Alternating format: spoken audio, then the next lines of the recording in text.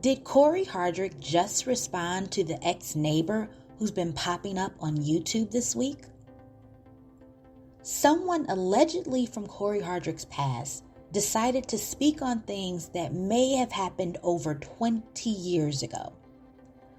Calling herself the neighbor and acting like she had info that would expose Cory Hardrict and his marriage to Tia Mowry. But basically ended up sounding like the angry rantings from a jealous 14-year-old's perspective. The so-called tea spilled was just sly insinuations and grandstanding, which reminded me of the South Park episode when Cartman runs for school council by throwing out baseless accusations, and when pressed as to what his grounds were, he says, "I'm just asking questions." So here's what happened.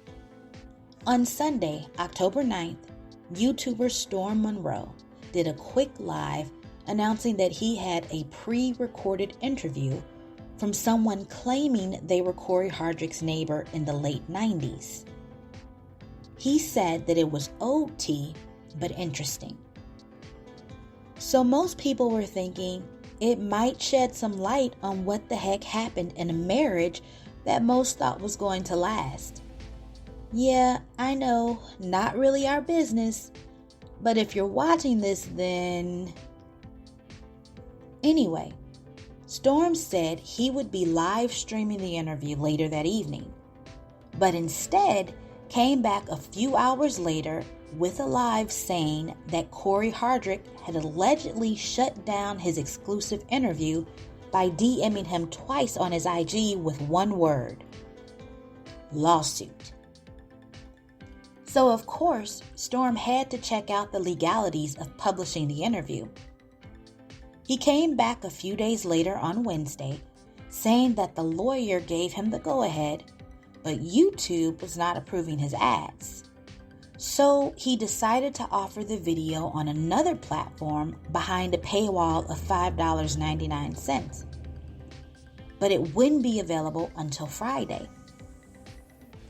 Meanwhile, the alleged ex-neighbor saw her window of opportunity closing because, of course, it wasn't enough to do an Instagram Live and a TikTok video. So apparently a follower reached out to The Wiley Show, which resulted in a live interview late Wednesday night or early Thursday morning, in which the alleged ex-neighbor proceeded to give third-hand details and speculations from an apparently bored housewife, reliving the angst of her teenage years when, surprise, surprise, the boys wanted to hang out with other guys more than they wanted to hang out with girls. Trying to make the listeners raise their eyebrows at the 3 to 5 year age difference between the teenagers and Cory, who was probably around 19 at the time. Because of course, 20 years ago, kids only hung out with others that were the exact same age. She also insinuated that the bus stop meeting between Tia, Tamara, and Cory didn't happen the way they told it, but she had the real details because of fourth-hand information from the boys that Cory allegedly hung out with. Yep, not first-hand, because she never really spoke with Cory since she got bad vibes from him. Because every time she would come from her house, which is about 3 blocks away, to visit her friend who allegedly lived on the same block as Cory, all the guys would want to hang out with the dude who was booking acting gigs and hanging out with the girls from Sister Sister instead of her. Of course, she even throws a supposed voicemail from Missy Elliott in there, which she didn't hear firsthand either. Not to mention hating on Tia because she identifies as black instead of biracial. Really? There's more of the same, but you get the gist. Basically, the neighbor, who wasn't really a neighbor, had no actual dealings with Cory herself, and was given fifth-hand information from teenage boys who possibly added details to make the story more interesting, is going from platform to platform, trying to make something out of nothing. And just in case you think I'm biased, here's what some other people had to say after watching the interview. If you jealous of Tia, just say that. That girl is lying. Nothing she was saying is tea, and that was 100 years ago. But thanks, Wiley. I'm so glad I didn't pay Storm to see this hot mess. I'm 10 minutes into the video, and something in the water ain't right.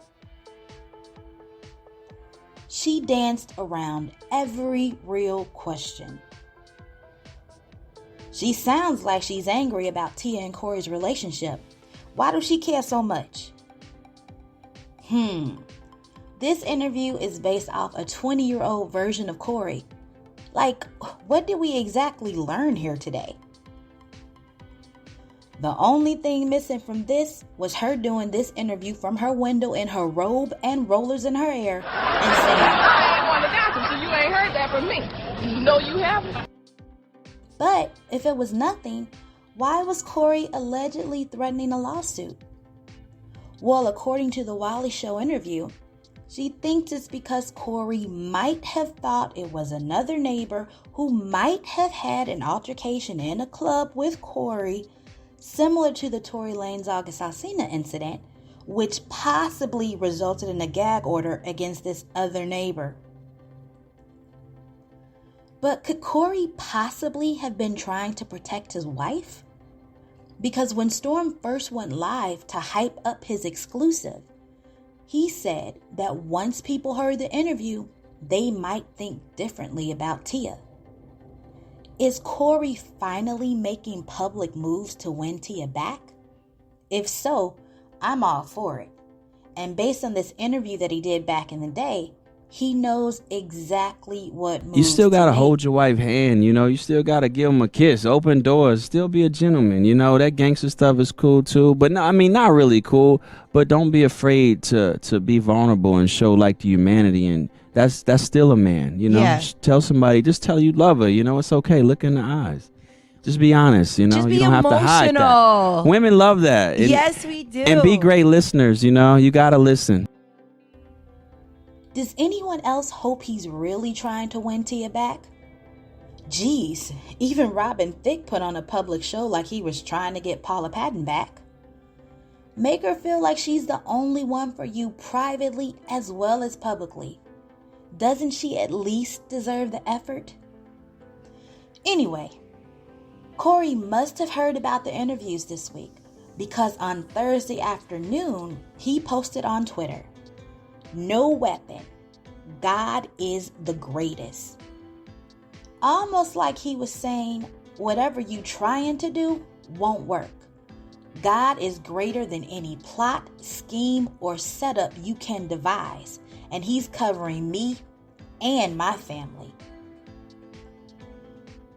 What do you think? Was this post just a coincidence?